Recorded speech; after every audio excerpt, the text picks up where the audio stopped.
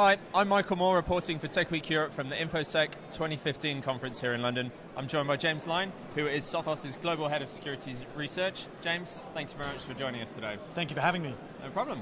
So what brings you to InfoSec this year? Well, I've got a whole raft of different topics that I'll be ranting about this year at InfoSec. Three main things, really. Firstly, I'm having a look at an interesting trend amongst the cyber criminals.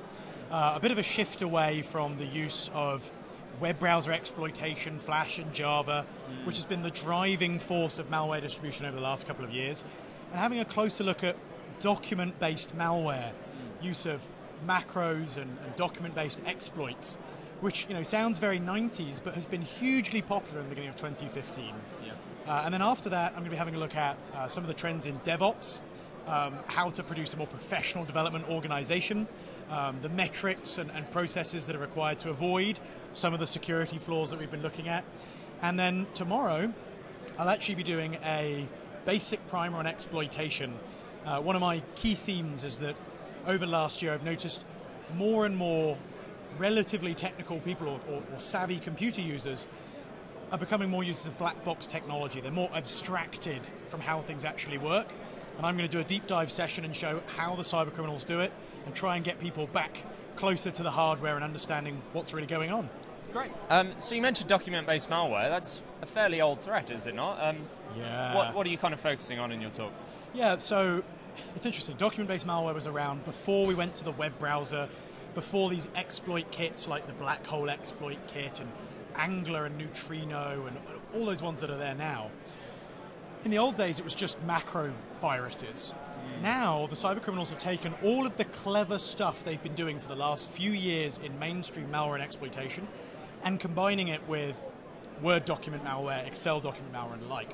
So I'm doing a live demonstration where we're reverse engineering one of these samples and looking at how the cyber criminals have some incredible technical capabilities, clever payload obfuscation, some very, very neat exploitation techniques using some of the latest and greatest ways to bypass Microsoft's security and anti-exploit techniques of the latest operating systems.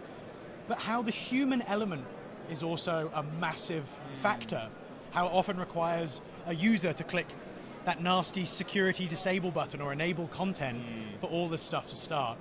So whilst it's upgraded and high-tech compared to old malware, I guess in many ways it's the same old problems here at InfoSec.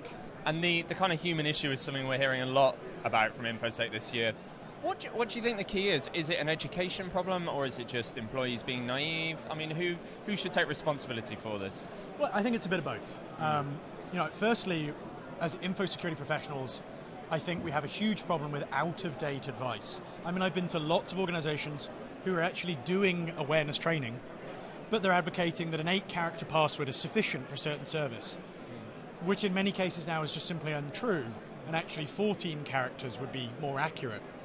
I mean, it's quite common to see these kind of myths or sacred cows that need to be slayed being circulated. I actually recently ran a very interesting research project that I think shows the issue here in 2015. We call it the Why Phishing Project.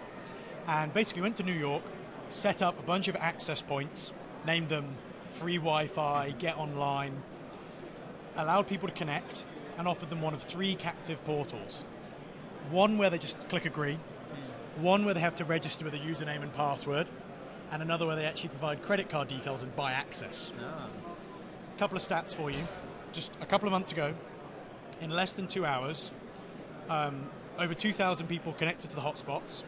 Less than 1% ran the security controls to prevent themselves being redirected to nasty phishing pages and the like, which we didn't do, but could have done. Of course.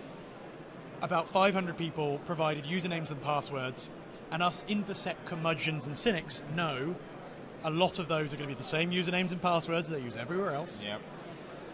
The average time for someone to click agree on the end user license agreement, which said, this is a Sophos research project, 1.3 seconds, faster than I could do it. Typical. But the most stunning, 109 people handed over their credit card details to a company I made up using a logo I bought off a stock art site in less than 2 hours. So it just shows that user craving for Wi-Fi, for connectivity, and how even in 2015, a lot of those best practices aren't getting through. Okay, so ahead of 2015, obviously we're down at probably the premier InfoSecurity event in the UK. How do you see the threat landscape evolving over the next 12 months, and what is Sophos planning? Well, I think a lot of the last few years has been about the increase in the scale of the threat, so increase in the volume of malicious code. We're now seeing about 350,000 new pieces of malware a day, an astronomical number of web threats. And I think we're moving through the days of that massive growth curve. Now I think it's about changing techniques more so than pure volume.